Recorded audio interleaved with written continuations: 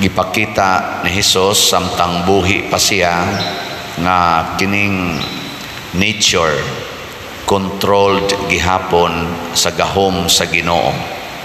Nya kon kining maong gahom sa Ginoo mulihok din hinato, we can also control nature or atong makontrolar ang kaning kinaiyahan.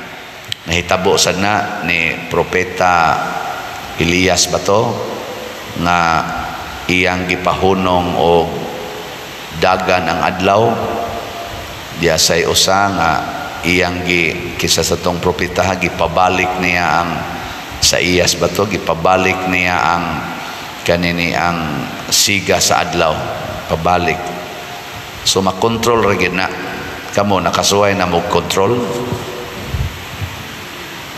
nang litan ang imong kana namagod tay batasan nga mayon ka inana mangyud ko mao na mangyud na ako mao na akong nature gi kono suway kono control imong nature nang litan kanang imong pagkahimalikas control ako no makaya dili kanang pagpamakak makontrol dili control kanang kaulag kanang kalaway makontrol dili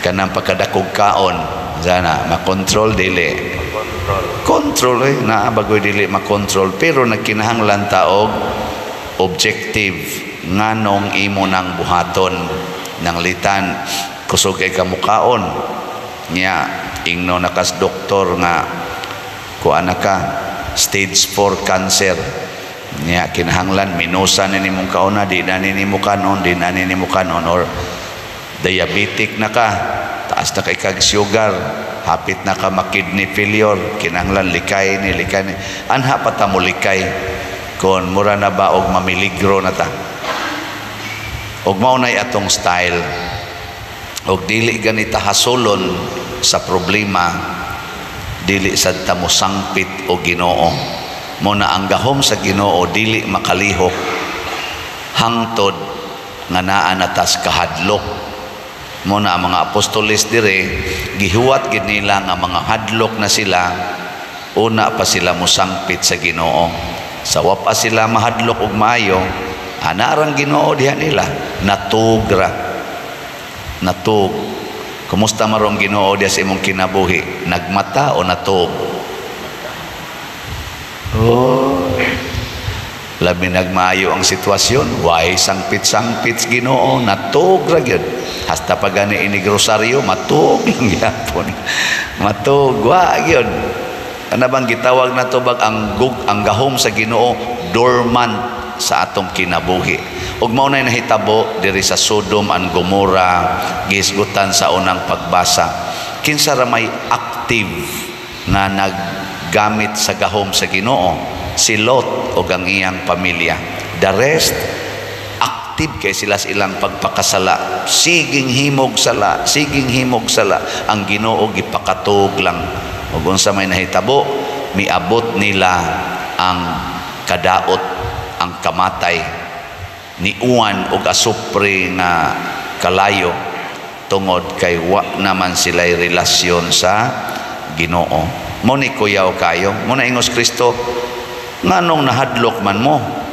pagkagamay sa inyong pagsalig or pagtuo pasabot nganong hatagan man lang ninyo o gamay kaayong luna ang Ginoo diha sa inyong kinabuhi nya the rest mura magkamuray galihok mo nang na-stress ron ang kalibutan mga igsoon kasagaras mga tao na stress og maayo nganuman tungod kay ang active kaayong naglihok sa tong kinabuhi to give us the good things nga atong gikinahanglan ang aktibo kaayong galihok mao ang atong hunahuna ug ang atong lawas hapit di matug sa pagpangitag kwarta di na gani kasimba tungod sa pagpangwarta kay paras kaluwasan sa iyang problema aron makakaon makabalay makayuta makapaeskwela mga anak makadatong sa kabit apil man na usahay, no? Aron makasugal, makainom, busy kay tana. Pero aron magampo, aron ang Ginoo mo imutudlo unsay buhaton, minus kayo. Nya mauna ni ang problema karon. Nya lingi ako no na imong tupad. Ing na mustaman karon malinawon ka o daghag problema.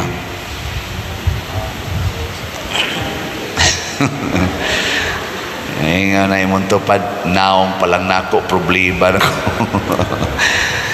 Pag matag Diyos Ginoo, sa dihang ilan ang gi-activate ang Ginoo, nihunong ang hangin, nihunong ang balod, nilinaw. Ingon lang, usa man eh. Ay, hibong-hibong pa kadiha. Nganong nahibong man ka, nakuyog man nato ang Ginoo. Mao ni nang nakaluoy natong mga katawhan karon. Kaya ang Ginoo mikuyog nato, pero kita dili ta ba mutagad niya. Kanunay lang siyang naas daplin. Di ta mutagad. Diri sa ato ganing tubag sa Salmo, unsa ti atong tubag sa Salmo? Sa to? O Ginoo, ang imong kaluoy ania sa akong atubangan. Kana deklarasyon na nga ang panabang sa Ginoo naragid in front of us, pero usahay no ang aktong mata tuas unahan. Di ba nay usahay nga kanang naa kay ako na amadyo ko yung mga taong wa kauyon ako, pari pagay ng uban. Kana ini kasugat nato bas kanang tao nga wa gyud kauyo nato, di siya kakita. Kasi imong atubangan ang iyang mata at tusunahan kabantay man na. Bantay. Oh, pranang pari nga di kauyo ninyo, nya naari mo simba dinhi nga wa kauyon ang pari. Magwali ang pari adto magtan-aw sa atop. Nga igsuon ana, di man mo tan-aw nimo kay umang kauyon. Pero makauyon ka, tutok yung kasnaw. Di ka na be, lingi ako na imong tupad. Tutoki ko no ang mata ka. Ilhan na kung nakauyon ka. Sige. Na ito na. Ang uban, wa mo tutok. Nga naman, wa ka kauyon. Luoy kayong Ginoo, naasas atong atubangan. Matod pa diri, ang iyang kaluoy, naas atong atubangan. Pero dili ta muhangyo niya. Kay murag ato siyang i-overlook. Tuata nagtanaw sa unahan. Panalitan, og wa tay kwarta. Kung sa may tanawon, asa karong nagpautang, asa ka takautang ani nga gamay pag-interest. Sige pangita ng pangutang, di gyud mingon asa kang Ginoo ron. Kakita man yung Ginoo aning pagkawa na ko'y kwarta. Ana, Ginoo mo'y pangita, dili to magpautang.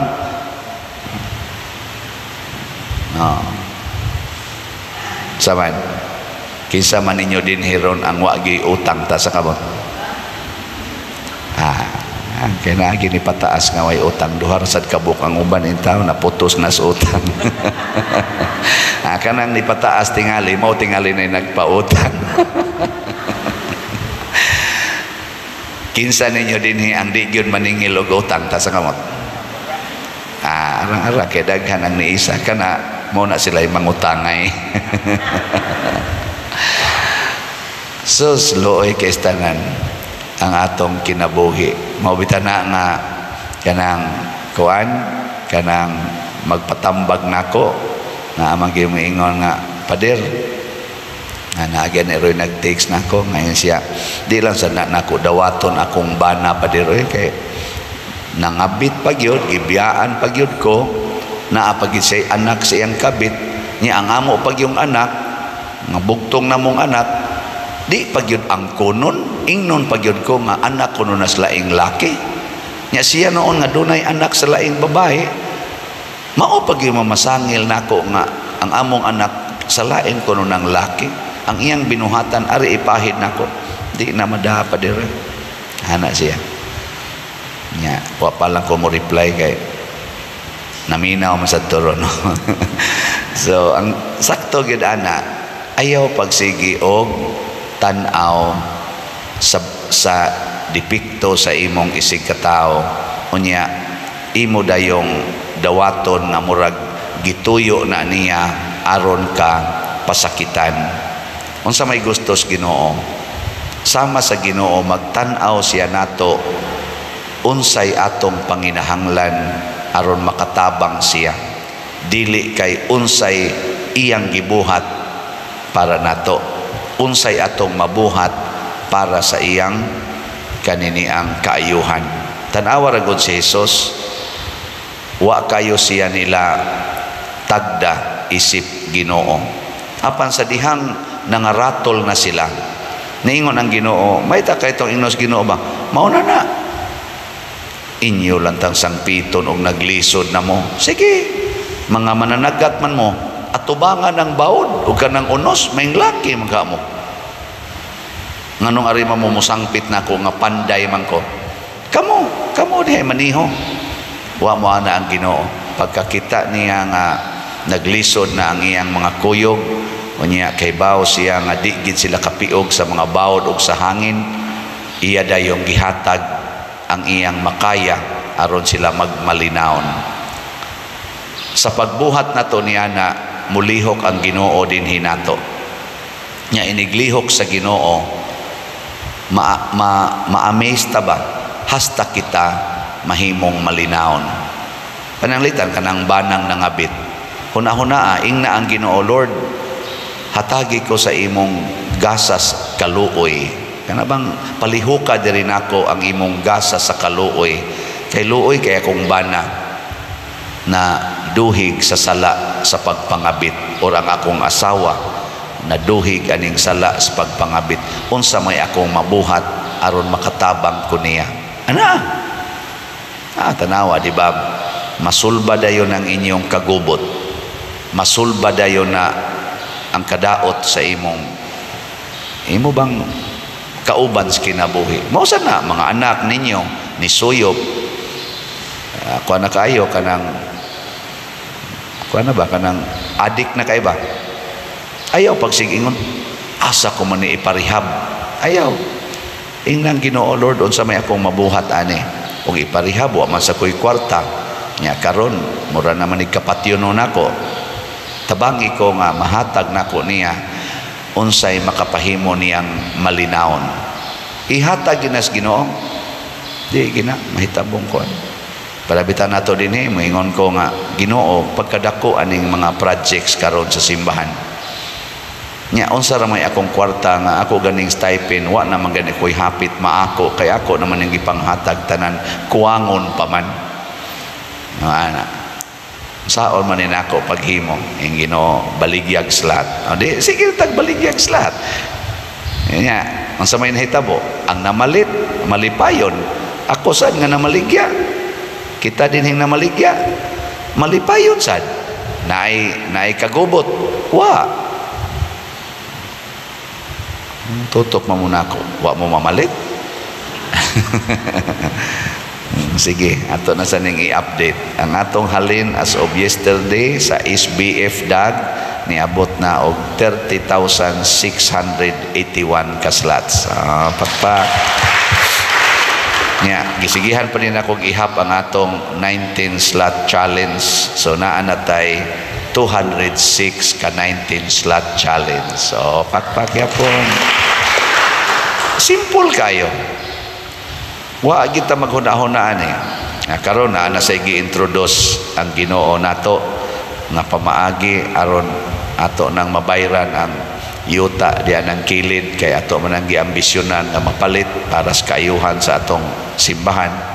Na ay gi-introduce meeting mi sa PPC o PFC na rabatoy absent gabi na kanang kuan aning naa na say gi-introduce murag malingaw kay may maghuna-huna ba, pero ningon ko ug mulampos ni okay kayo ug di sad itugot sa Ginoo ay ato lang yung i-relax kay makinahanglan pamantag mga processing nako nindot kay ba inighisgot na mo la nduta ko nduta po kana ba nindot kay ba, pero nako ug di gyud buot ang Ginoo ani ay kalimtan na nato sa tong buot ana di kita muratol ba kay kinsa ra gud tang makapatuman ana mga proyektong dagko, pero gitugot anong dili man nato buhaton kaysa maggubat ta, kaysa magpinatyanay ta, kaysa magkinihaay ta, magbinungulay ta,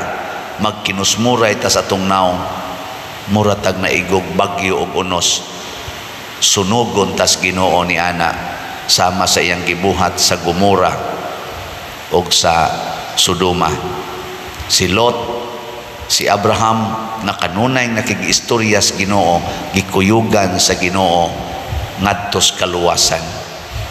Kita sad ining atong pagsigig simba, kining atong pagsigig higugmaay, sama aning pagsigpamalit aning slots, pagtabang aning mga kabos, kuyugan sa tas Ginoo ug way problema nga dili masulbad.